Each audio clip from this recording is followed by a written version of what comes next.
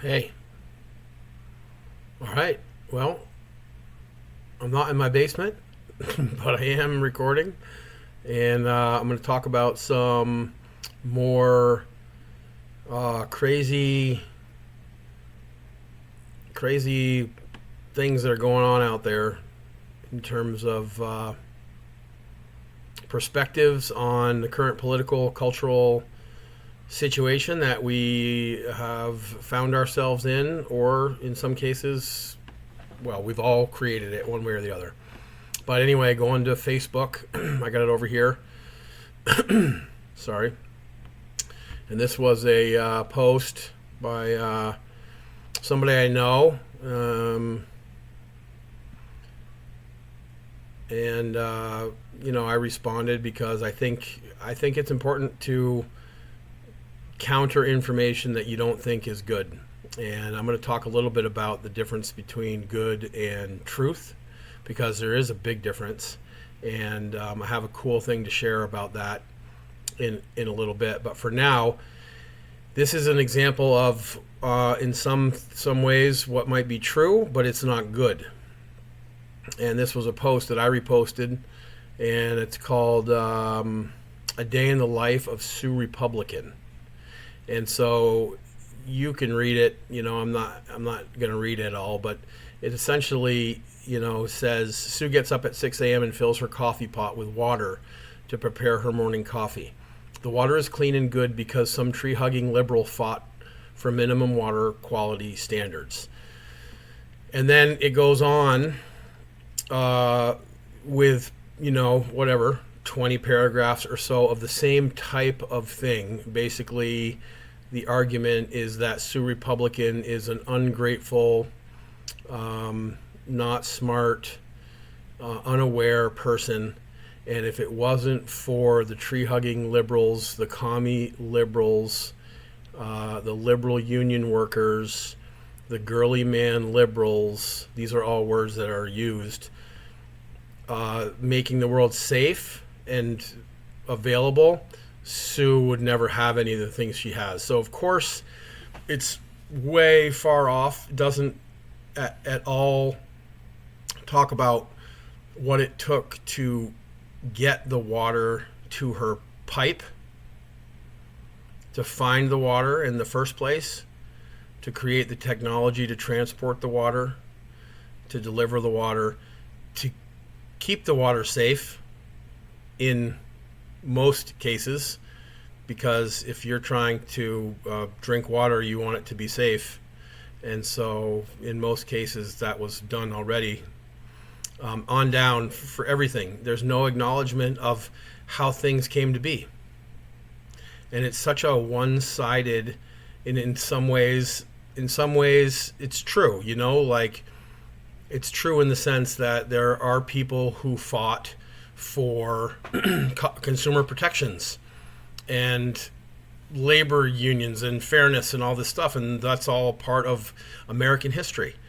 But there's no recognition for the other side of things, like where things came from. How come people had time to discover and to create business and to create technology and to do all these things? How come they weren't just fighting in a war? How come they weren't just slaves in a field? That's the thing about this type of argument that is so divisive, because it's so short-sighted and doesn't consider any of the other side of things. Why is that? I really would like to know from the folks who agree again with this post and who think that this post is on point. What about the entire other side of where things came from and how things came to be, and how our great American experiment allowed for the greatest advancements in human civilization ever? How did that happen here? So that the apparent girly man liberals could then fight for consumer protections. Why don't why don't you want to incorporate that? I'm curious. I would like to know. And then if you're interested more about this stuff, take a look at this. See if I can make this work. All right. Well, I think I'm still there. But this is a quote from Zen and the Art of Motorcycle Maintenance, one of my favorite books of all time. I love this book. And I hated it initially because, I was in college when I was forced to read this. Forced to read it. And I didn't understand a single bit of it. Couldn't get why anyone would like it. And it was only in the last 5 or 8 years that I've come back to it and been blown away. So this is towards the end of the book. He's talking about, and this is Robert Pirsig is the author, and this is his quote. Plato's hatred of the rhetoricians was part of a much larger struggle in which the reality of the good, represented by the sophists, and the reality of the true, represented by the dialecticians, were engaged in a huge struggle for the future of mind of man. Truth won, the good lost, and that is why today we have so little difficulty accepting the reality of truth and so much difficulty accepting the reality of quality or good, even though there is no more agreement in one area than in the other. All right? So basically what this means is that we have these two battling concepts, and one is much bigger than the other. One contains the other. So Pirsig talks about good versus truth, and he calls good quality, and he calls good quality and quality good, like they're kind of interchangeable. But the whole concept is that truth is of the mind of man. It's intellectual, it's reason. And it's contained within good. You could also say within life, within quality. But way back in, as Greek thought was becoming preeminent, there was a battle. It's this type of battle that we're seeing on Facebook and Twitter and X and social media today.